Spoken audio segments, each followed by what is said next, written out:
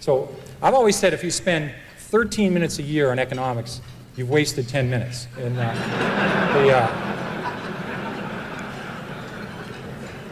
And all you need to know about the stock market is it goes up and it goes down, and it goes down a lot.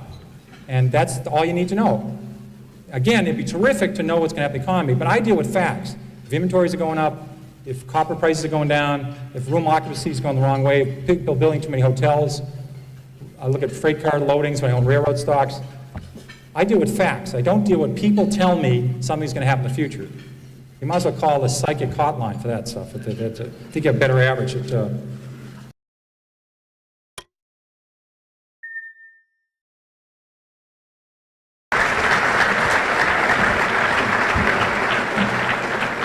Thank you. Does everybody have this list? Can everybody hear me? Can everybody hear what I'm saying? There's a lot of microphones here. This is what I'm going to cover today. This should be on your desk. These are the key points that I've been using for 25 years. I think they're true then. I think they're true today. I think they'll be true in 25 years. And I think that's what investing, successful investing is all about. And the first point is know what you own. I can't believe how many people own stocks and they couldn't describe to an 11-year-old in 2 minutes or less why they own this thing or what it is. If you actually pin them down and you put a whip to them, they'd say the sucker's going up. That's the only reason they have for, and this is the normal kind of company that people buy. This is a very simple story. I own a lot of companies like this. They make a relatively mundane product. It's a 1 megabit SRAM CMOS bipolar RISC floating point data I/O array processor with optimizing compiler, 16-bit dual port memory, Unix operating system, 4 Whetstone megaflop polysilicon emitter with a high bandwidth, that's important, 6 gigahertz double metallization communication protocol, asynchronous backward compatibility, peripheral bus architecture, 4-wave interleaved memory, token ring interchangeable backplane, and they do it in 15 nanoseconds of capability. Now, if you own a piece of shit like that, you will never make money, never. Somebody come up with more Whetstones, less Whetstones, big mega flop. I mean, what do you do if this thing goes from 12 to 9? Do you buy more? Do you walk around the block? I mean, do you call your friends? I mean, what the hell do you do with something like that? People buy this stuff. I mean, I buy stuff like Dunkin' Donuts and Stop and Shop and CVS and made money in all those. And Sally Mae was just here, right before me. I mean, there was a stock I bought that they had a great name. It was Student Loan Marketing. I mean, who would ever buy anything like that? It was a great name. If you heard the story, I think 100 people heard the story. In fact, I had dinner last night with Al Lord, Ed Fox, and Paul Carey. We're all on that road show in 1983. I think if 100 people looked at Sally Mae, they would have bought it, but 100 people wouldn't look at it because imagine loaning money to students. Imagine doing anything with students. It was a great story. It was simple, and no one looked at it. So that's the kind of stocks I like to buy. But I'm telling you, people don't do this. And I'm talking sophisticated people, unsophisticated people. They don't know what the company is, what's the story. And it's very important to know it because it doesn't always work, and you have to keep posted. Now, here's a big point. Remember this one. It's futile to predict the economy, interest rates, and stock market. I mean, people keep trying to do this. I mean, this would be useful. I would love to know when we're going to have a recession. I'd love to know when interest rates are going to go up or down. I'd love to know when the stock market's going up. That would be helpful. I would like to get next year's Wall Street Journal. Unfortunately, you don't get it. I remember in 1982, we had a lot of people in this room around for 82. We had 20% prime rate, 15% long governments, double-digit unemployment, double-digit inflation. I don't remember anybody telling me about that in 1980. I remember everybody telling me about that in 1981. But in 83, I remember they said, well, the economy's bounced back. We're going to have a recession in 85. In 85, they said we have a recession in 86. In 87, something happened in October 87. I forget what something happened in October 87. Celtics lost 7 in a row. Something bad in 87. They said for sure we'll have a recession in 88. And they said 89 for sure we'll have a recession. And then 90, we're supposed to have the so-called soft landing, which we never had. So I've always said if you spend 13 minutes a year on economics, you've wasted 10 minutes.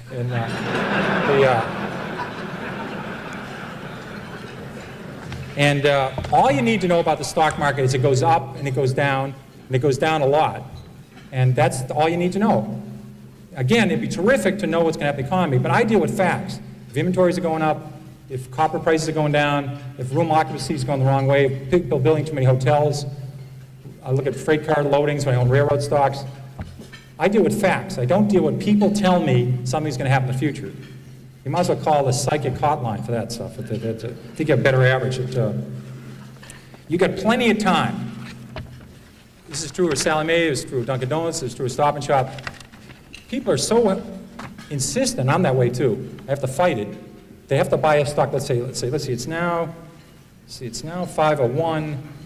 I haven't found a stock yet today. I got to find a stock before sunset. You could buy Walmart 10 years after Walmart went public. Let's say you're a very careful investor. You waited. You said, I don't know if this company can make it. You waited for Walmart to roll it out. You could buy Walmart 10 years after they went public and made 30 times your money. 30 times your money. 10 years after they went public, they're only in 15% of the United States. 1.5. They hadn't saturated the 1.5. You could say, well, why can't they go to 17?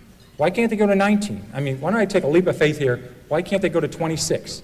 All they did for the next 3 decades was roll it out. You could buy Walmart. If the day they went public, you bought it, you would have made 500 times your money. If you waited 10 years in Walmart, you made 30 times your money. You got plenty of time in this business. Now, what I'd like to talk about is what I call the 10 most dangerous things people say about stocks. Here's a good one. If it's gone down this much already, it can't go any lower. I remember when Polaroid went from 140 to about 107, and people said, if you ever get Polaroid under 100, you've got to buy it. You just back up the truck, buy the stock. Stock you get to 110, then rally, fall 103, you go 112, go 105. They said, gets under 100, buy Polaroid. Polaroid broke 100, people started buying it, and within 9 months, the stock was 18. I saw the same thing with Avon Products.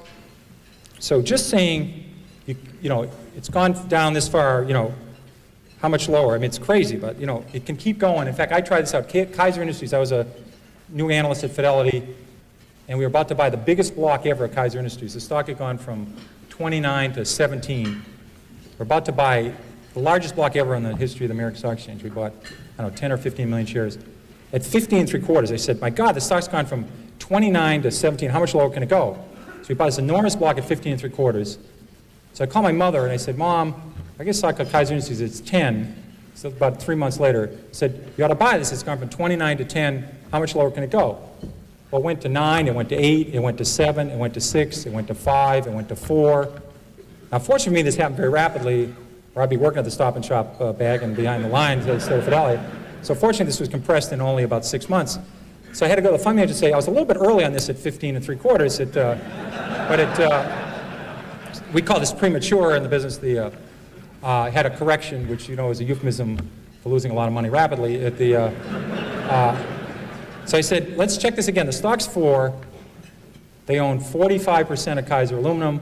They own 59% of Kaiser Steel. They own 38% of Kaiser Cement. They own all of Kaiser Electronics, all of Kaiser Broadcasting, which had 7 TV sets. They own Jeep. They had Kaiser Fiberglass. I said about Kaiser Sand and Gravel. They had a bunch of other Kaisers, and they had no debt. Now, in this room, because I know Freeman Billings is very interested in financial stocks, no one's ever gone bankrupt without any debt. Now, that would take I think you have to give some kind of distinguished service award to somebody who did that. But they had no debt. I said, it's not going to go to 0. I was wrong when I said it can't go below 15. So we hung on, and within 3 years, they gave out the shares in Kaiser Steel, gave out the shares in Kaiser Cement, gave out the shares in Kaiser Steel and Aluminum, and they sold off all the businesses. You got about $55 a share. But if you didn't know the story, and the stock went from 15 to 11, and you're just saying how much lower can it go, when it went to 9, went to 8, you would have gone. So you can't just say it can't go any lower, because I saw Taco Bell go from 14 to 1 in 1974, and they had no debt and making 60 cents a share.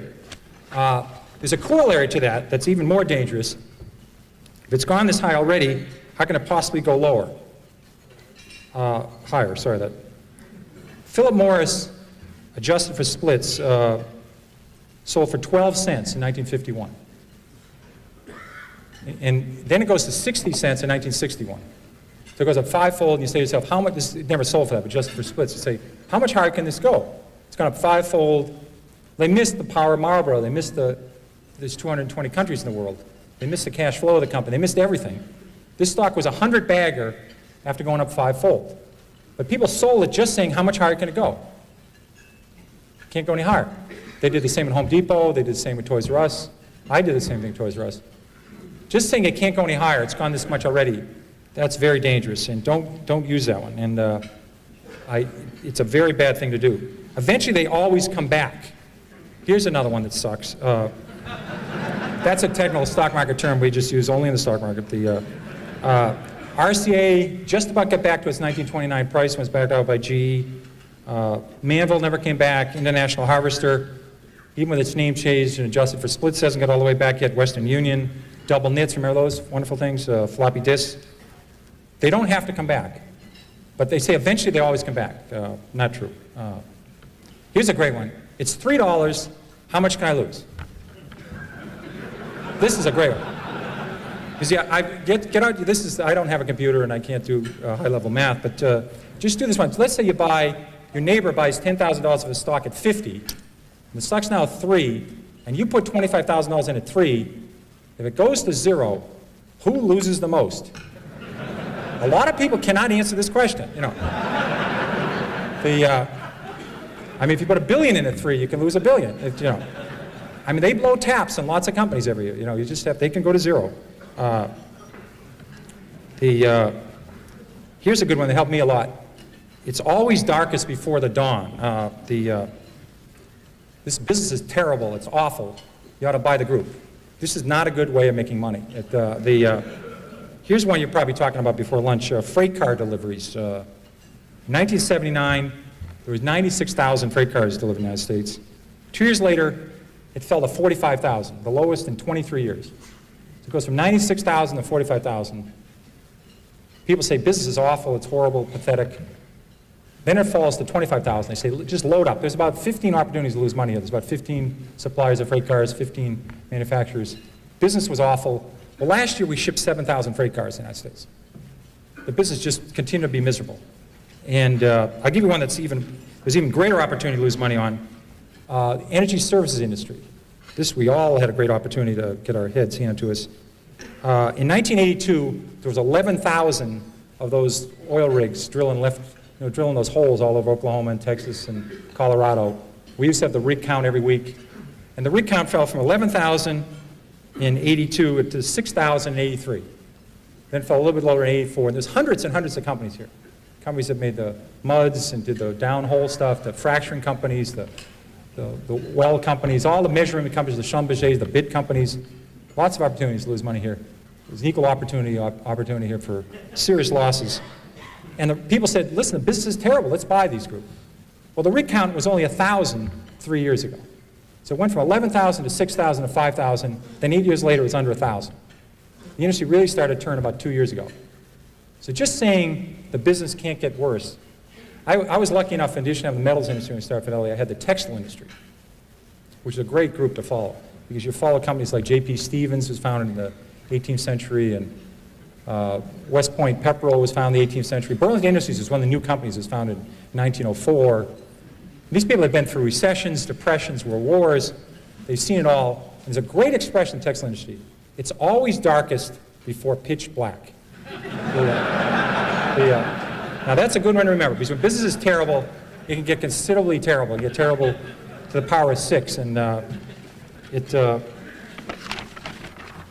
love those numbers on freight car deliveries. You ever watch, I love the show Jeopardy. You ever watch Jeopardy and people come out, they will know those numbers. Remember, they'll know the numbers. And they'll know, you know, what country Box took his first vacation in, and they'll know Phil Rizzuto's batting average and what his wife's first name was, and they'll know the stock symbols of Xerox before it was Haloid, or, you know, they know everything. And you watch the show and you feel like an absolute idiot watching the show, because they answer all these questions. But they're really smart. I've owned this stock before, King World. Right after it, they show Wheel of Fortune. And what happens is they'll have this word up there, and it'll be TH, and there's a T, and it's like, buy a vowel here, should I buy a U, you know, buy an I, and you know, Vanna spins the wheel, and they buy the A, and, you know, you're redeemed by watching the Wheel of Fortune after feeling like an absolute jerk on the Jeopardy game, and it's really smart. When I rebound to 10, I'll sell. Here's a great rule. Somebody buys a stock at 10, and it falls to 6. They say, if it gets back to 10, I'll sell. Now, I think the math, 4 and 6, I can handle this level of math. I think that's about a 66% return. You ought to buy it. If you think it's going back to 10, you ought to buy the hell out of the damn thing. But they think if it gets back to 10, I'll sell. Now, what you ought to do is never put down a round number, because I think for the next 26 years, this stock will go between 5 and 9.25. It'll never get to 10. So maybe put 9 1/8 or 8 3/4. But just saying the stock, if it gets back what I paid for it, this is a very important rule. This is one of the key rules. The stock doesn't know you own it. Remember that.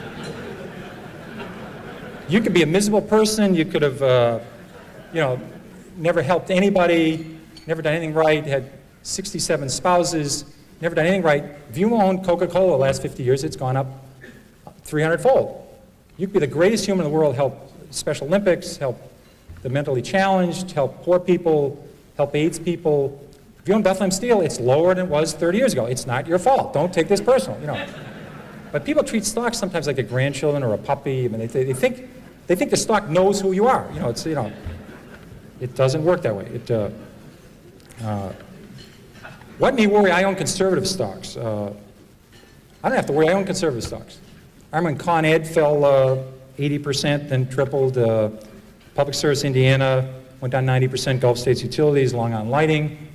This may be an oxymoron. We had Quality Texas Banks that went to zero. We had Quality New England Banks that went to zero. These were companies that have been around for 150 years, 120 years. Saying I own conservative stocks, I don't have to worry. I've seen a lot of people, they'll inherit a stock from somebody. They'll say, my mother said on her deathbed, don't sell the Long Island Lighting. You always wondered, she's going to heaven, or hopefully where she's going to heaven. They talk about a Little League game or a vacation or a game of hearts they had, or imagine talking on your deathbed about Long Island Lighting. And you say, but you get these stories all the time. And I think your mother would have noticed, she wouldn't have sold at 29, but she would have noticed they had this little plant that was about $6 billion over budget, no one wanted it, and wasn't working, and Long Island stopped growing. So maybe she would have turfed it at 22 or got out at 18, she wouldn't have let it go to 4. So just because you inherit some stock and it's so-called conservative, like Eastman Kodak fell 75%, IBM fell 75%, don't tell anybody you own a conservative stock. Companies are very dynamic. I don't buy that argument. Here's a very dangerous one. Look at all the money I've lost. I didn't buy it. People do this all the time. They say, I didn't own Blockbuster, I didn't own Home Depot, I didn't own Toys R Us. Eric, it was very nice to say some nice things about when I came up here, and Manny has been nice to me. I literally, one of my books listed on 2 pages, in the 13 years I ran Magellan, I listed, I think about 200 stocks, A through L, on the New York Stock Exchange. They went up 10-fold or more that I didn't own while I ran Magellan. I had owned lots of stocks. I listed 200 stocks A through L. I stopped at the letter L, and I didn't own any of these shares. They went up 10-fold or more, and I was able to do okay with Magellan. And people worry all the time about missing Microsoft, missing Western Digital, missing United Airlines. They spend all their time worrying about stocks they miss. You cannot lose money in a stock you don't own. That's a very important, the only way to lose money is buy a stock, have it go down, and sell it. That's the only way. And I swear that people, their spouse has to cut out the newspaper in the morning, cut out the C's, and the person will look at the M's, oh my God, Microsoft's up 3, I was going to buy 1,000 shares of Microsoft, I lost 3,000 of Microsoft last night while I was sleeping, I was going to buy 7,000 shares of National Semiconductor at 10, it's now 17, I just lost $49,000 on National Semiconductor. They do this all the time. They have to cut holes. Thank God Blockbuster finally went away, because that was early in the alphabet. People would always be looking how much they lost on Blockbuster. I missed that one. I'll catch the next one. That usually does not work.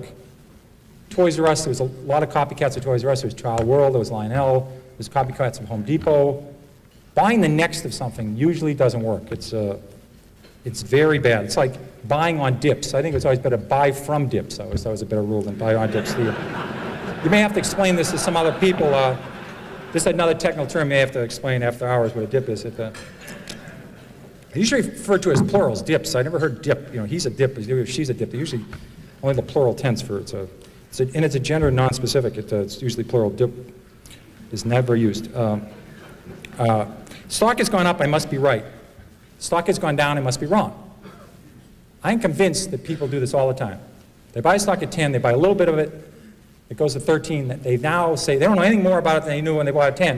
They have no idea what this company does, but it's gone to 13. Now they take a second mortgage in their house and buy it at 13. The best thing that could happen for us is to go directly from 10 to 4 for these folks. You know. It's going to go to 4 eventually, but it goes to 13 in the middle. They're convinced now. They bought 100 shares at 10. Now they buy 20,000 at 13. And all the fact is the stock went from 10 to 13 is it went up. The average movement of a stock on the New York Stock Exchange this century, between its high and its low, has been 50%. The average stock in the New York Stock Exchange.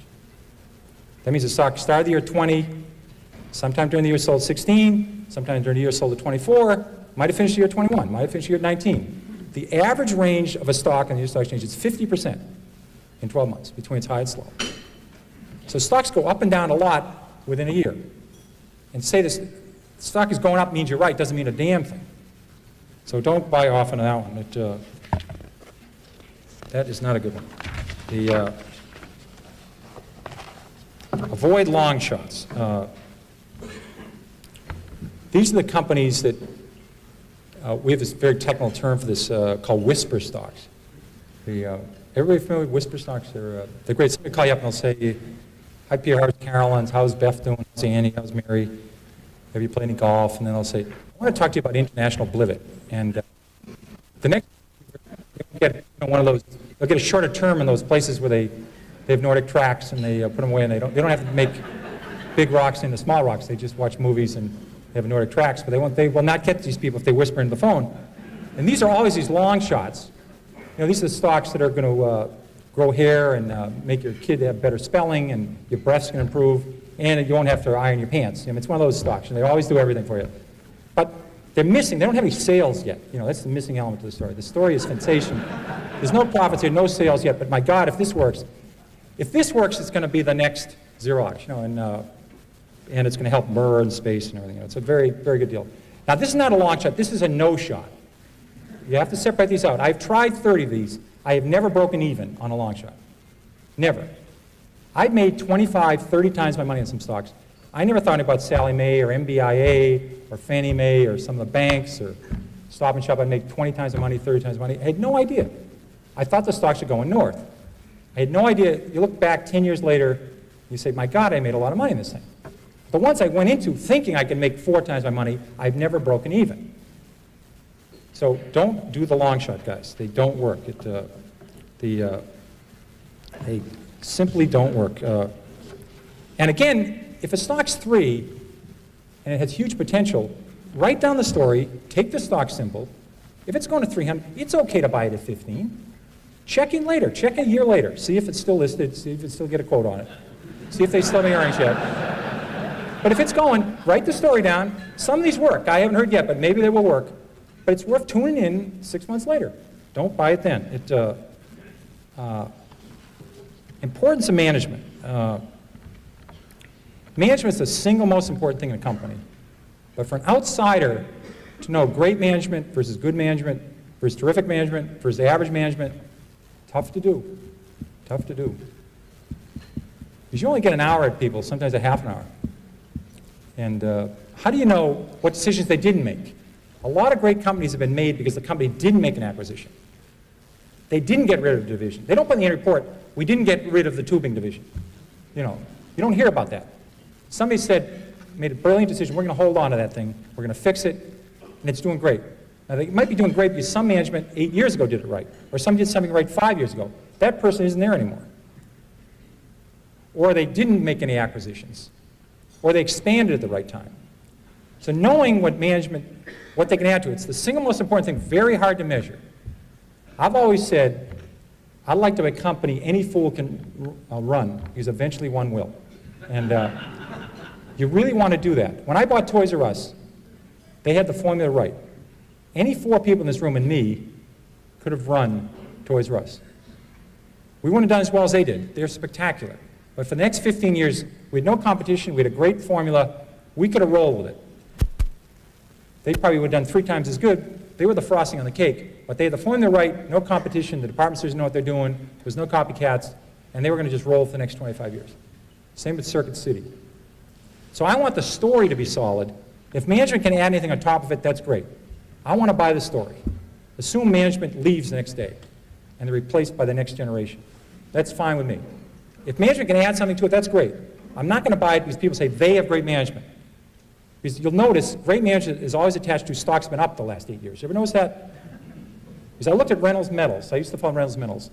The stock has had the same person run it for like 30 years.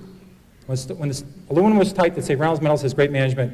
Aluminum going oversupply, these people are idiots. Then aluminum get tight, they say these people are terrific. I mean, it all to do with the price of aluminum. And they keep rating the management by how the stock's doing. It's very hard to measure management.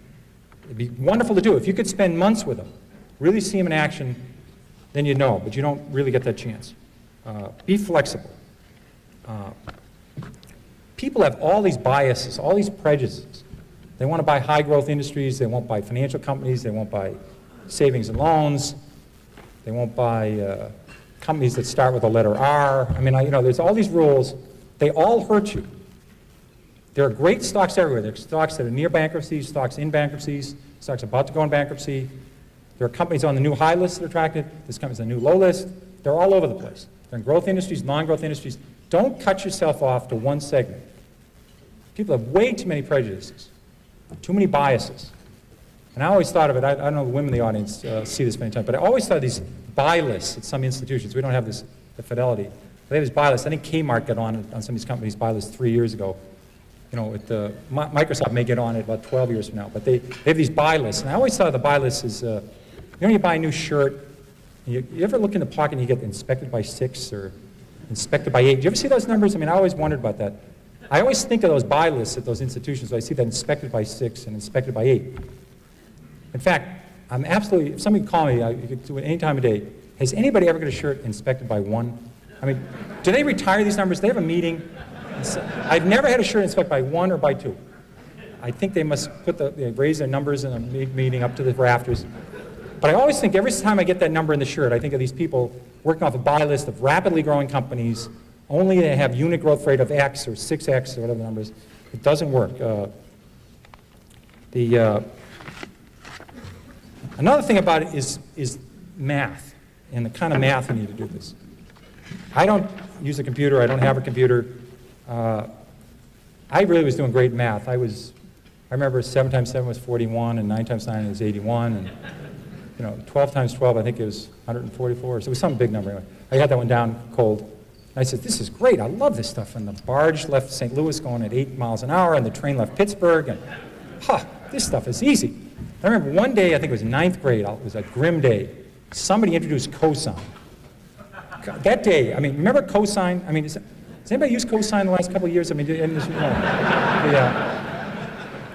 let's have a show of hands. How many of you have used cosine the last 6 months? But I remember tangent and cotangent. Why would you want to know about tangent? And then remember the area under the curve. I mean, remember that crazy calculus area under the curve? I mean, what the hell would you want to measure area under the curve for? That is such garbage. You don't need this for the stock market. If you can add 8 and 8 and get fairly close to 16, that's all you need. You say 400 million in debt, no equity, no cash, losing money, forget it. They get 300 million in cash, no debt, 200 million in net worth. They're losing 10 million a quarter, but they'll be around. That's all you need. That's all you need. That is not that hard. If you made it through 5th grade math, you can handle this stuff.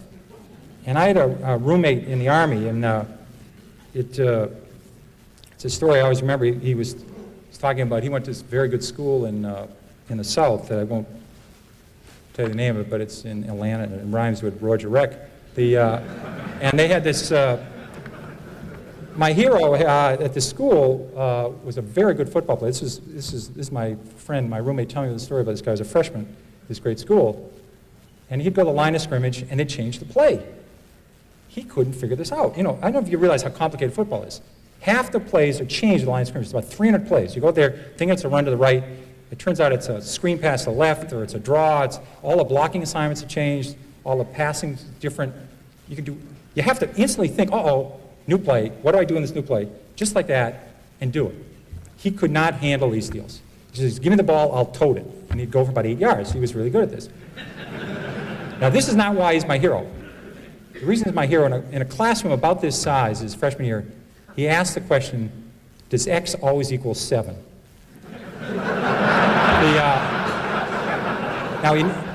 He never made it to the second semester. He never made it to the varsity. He never made the NFL because that damn X, he never could figure out X, you know. Now I always thought at the UN they could resolve what the hell X equaled. You know, they could say, if it's 247 and a quarter, you know, they just finally resolve what X was. We could save all this time and do something useful, you know. You don't need it in the stock market. But, okay, now we'll get to the important stuff. There's always something to worry about. This is the difference. This is what happens in the stock market. Because, see, everybody's got the brain power to do well in the stock market. The question is whether you have the stomach for it. That's the key organ in the body. There's always something to worry about. I went to school, grew up with a kid in the 50s. In the decade of the 50s, there's this big theory that the Depression was caused by a stock market crash. Totally wrong. Less than 1% of Americans owned stocks in '29. We had this big-time recession. In fact, it was a depression. It wasn't caused by the stock market. The economy went down, the Federal Reserve raised interest rates, and we had a big-time depression. In fact, we had several depressions like that from 1850 on. This was only one of about 8 depressions since 1850. But people thought the only reason we got out of the depression was World War II, and they said once we get back, next time we have a recession, we're going to have a depression.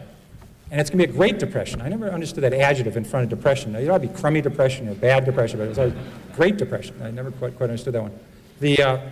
So people weren't buying stocks in the 50s because they thought that another Great Depression was going to happen. In addition, people were very scared about nuclear warheads and nuclear war in the 50s.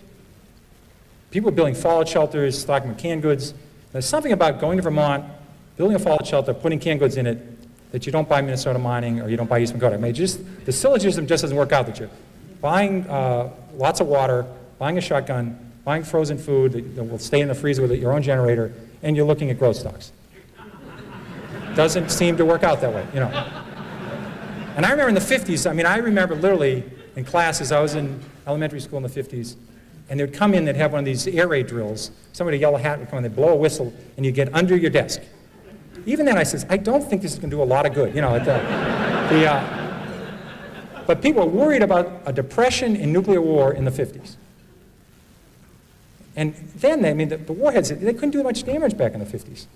Now one of these Stan countries, you know these Kakistan and Kazakhstan, all these Stan guys that have spun off these Friedman building spin-offs from the Soviet Union, they didn't lead it. There was a co-deal with somebody else, like Goldman Sachs, and they were on the left side, though. Every one of these little countries has enough warheads to blow the world up 88 times. I mean, who's built a fallout shelter lately? You know, we stopped worrying about it. I mean, there's always something to worry about. In the 50s, it was depression and nuclear war. The 50s was the best decade this century for the stock market, except for the 80s. Only slightly better. The 80s are only slightly better. People didn't expect a lot. We had an okay, it wasn't a great decade. They just didn't expect much. We made it through. And the stock market was terrific. Do you remember when oil went from 4 to 40? Remember that period? Oil went from 4 to 40, and the experts said it was going to go to 100, and all the countries of the world were going to go bankrupt. And then the big banks are going to go bankrupt, and we're going to have a Great Depression, and the stock market's going to go down, and you're going to wind up selling pencils and apples. You know, well, I remember when oil went from 4 to 40, and the experts said it was going to go to 100. Within 2 years, oil was at 14. The experts, now much higher paid at this point, are saying it's going to go to 4, and we're going to have a depression. And people believed it again. You know, I remember when the money supply was growing too fast, and they said we're going to have a depression. Then it was growing too slow. We're going to have a depression. Remember the LDC debt? Remember the LDC debt? All the banks. Our banks are very smart. They lend all their net worth to Zimbabwe and Botswana and Botswana and all these countries. Chile, a lot of countries they can't pronounce. This is Chase Manhattan and Chemical and Manufacturers Hanover. These countries weren't doing so well. Then they were called undeveloped countries or less developed countries. Now you have to call them emerging countries. It's not politically correct to call anybody an undeveloped country. It's like I just found out the other day the term for somebody that's overweight is laterally challenged. You have to say something, laterally challenged. But these were LDC debt. They were all going to go bankrupt, and we're going to have a depression. Then the Mideast was going to own the world. Remember that one? The Mideast was going to own the world. They weren't going to buy our bonds, and the market would crash, and we're going to have a depression. Then Japan was going to own the world. Remember that one? Japan was going to have all the assets, and they weren't going to buy our bonds, and we're going to have a depression. Within 3 years, the Nikkei Dow had gone from 40,000 to 16,000. The banking system was in trouble, and people said Japan was going to collapse, and we're going to have a depression. I mean, people had on their prayer list, at the end of the day, they eliminate crippled children and Mother Teresa. They're praying for Japan. I mean, it's a country with a 15% savings rate. It's so bizarre. Commercial real estate, global warming. And I think as the older you get, the more nervous you get about these things. I think it's very valuable. I think while younger people are better investors, is they're not worried. They haven't heard about all these crises. And they're with children. I think if you don't have any kids, you got to rent some kids for the weekend. Get a 7-year-old and ask him if he knows about the money supply, how fast it's growing. Ask him if he knows about the shape of the yield curve is the wrong shape of the yield curve.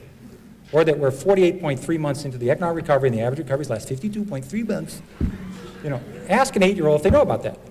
8-year-olds have a very high expectation about the next 20 years. That's what you need to do. The more you get away from 8-year-olds, the more you get away from 11-year-olds, the more you start reading these crazy things you read over the weekend.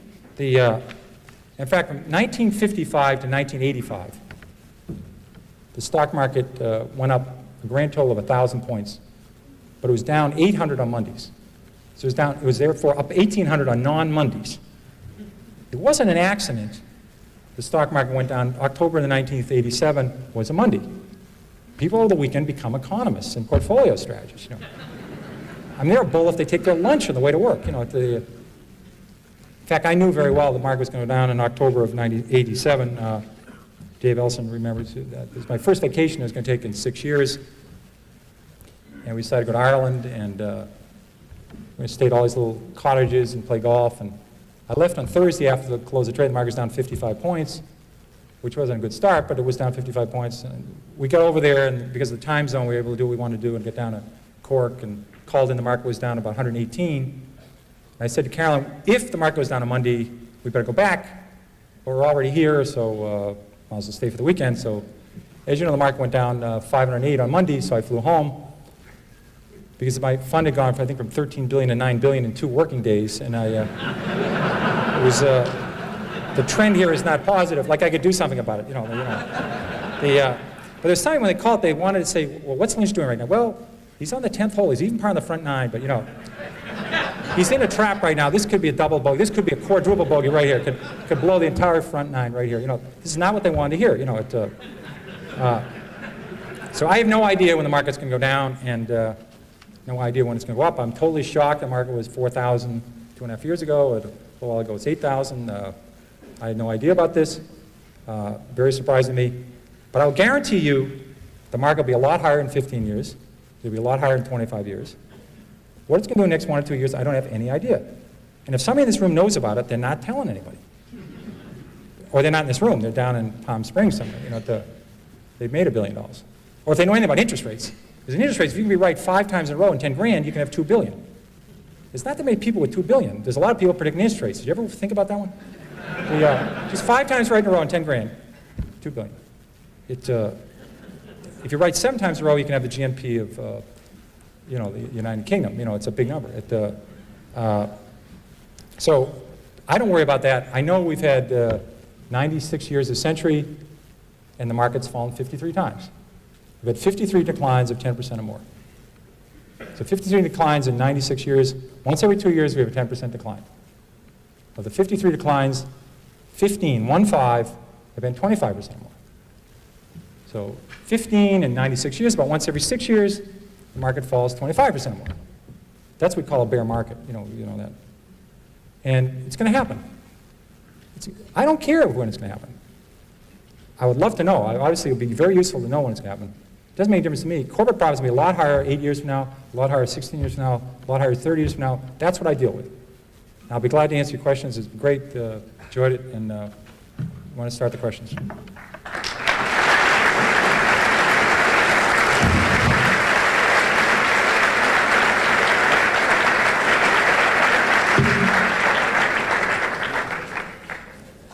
If they don't get the question, I'll read the calendar of offerings for Friedman Billings for the next one. Okay. Do you like international stocks? The question is, I found I was better overseas than I was domestically because there's just less coverage. There's less people following these companies. So I think my big theory, and I think it's valid, if you look at 10 companies, you'll find one that's mispriced.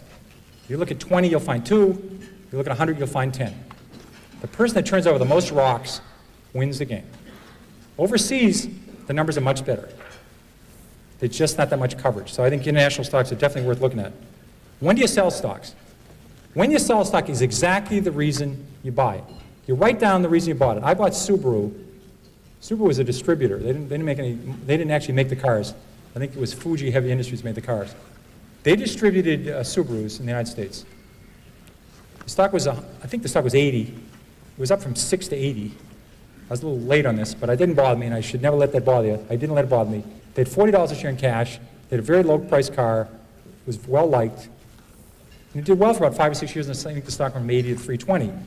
The reason I sold Subaru, thank you. The reason I sold Subaru is Hyundai came in with a low-cost car. Chrysler cut the price of the Omni Horizon. Ford came out with a low-priced car at the end.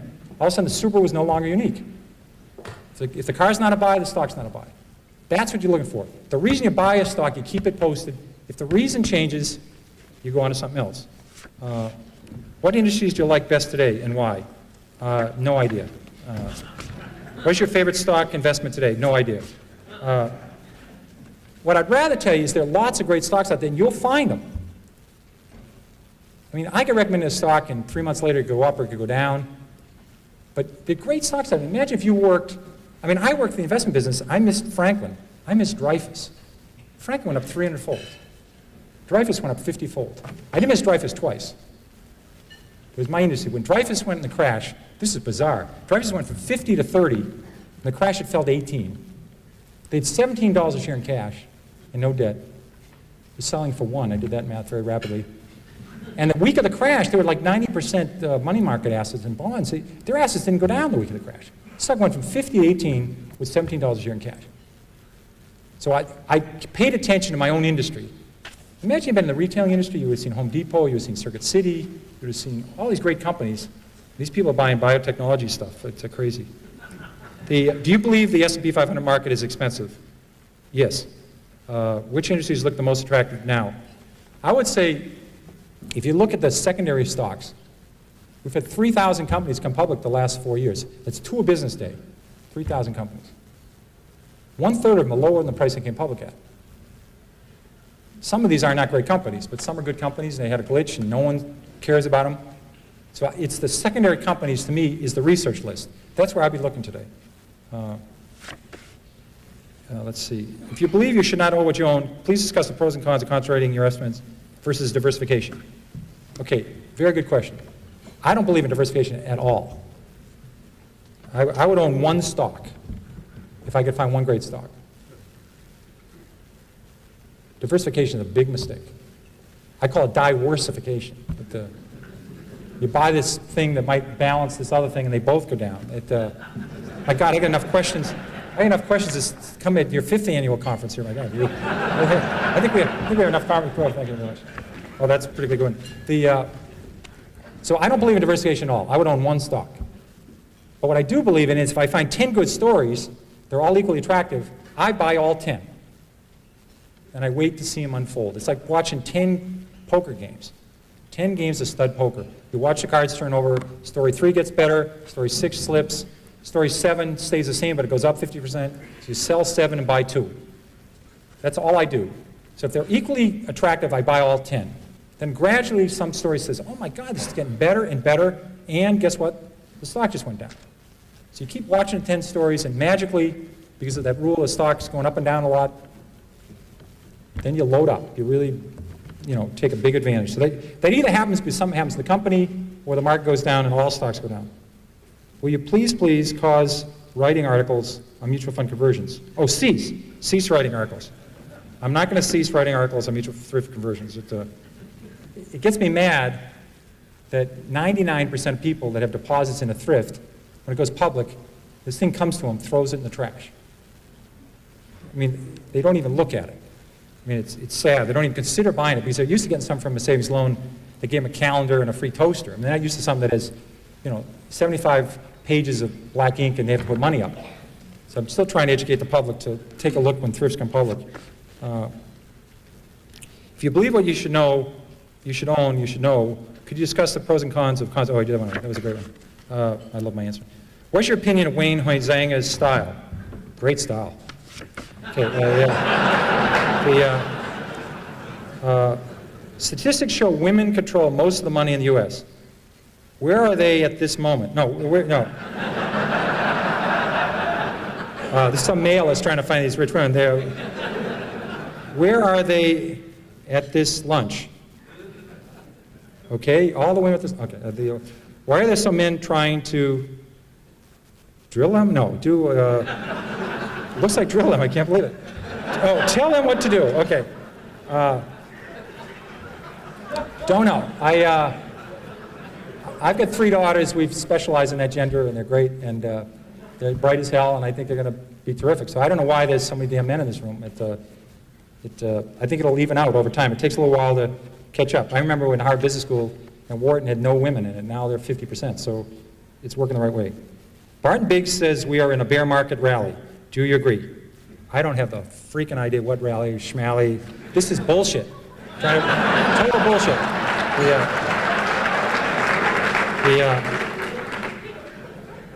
Now here's something, Manny Freeman. Now listen, Manny Freeman said this morning they're in the 5th inning of the current bull market. This is also bullshit. The only difference, this is more current bullshit. Okay. How many banks will there be in 10 years? Okay. We still have 7,500 deposit takers in the United States. In England, they have 7 commercial banks. They have 3 building loan societies. They're a total of 10 deposit takers. In Canada, there are 8 banks in the whole country. My town, we have over 9 banks. I have a little town of 18,000. We have 9 banks in our town. We have 7,500 deposit takers in the United States. We count credit unions. They all have their own audit, their own advertising jingle, their own software systems, their own board of directors, an unbelievable waste. So how many banks will there be in 10 years? A lot less than there is now. How many thrifts will there be? A lot less. This industry is going to have a serious consolidation. There's an unbelievable redundancy, waste, duplication, and it's going to shrink. And it works. Now these stocks are up. They use paper. It doesn't cost anything to do it. Okay, that's it. I appreciate it very much. Thank you.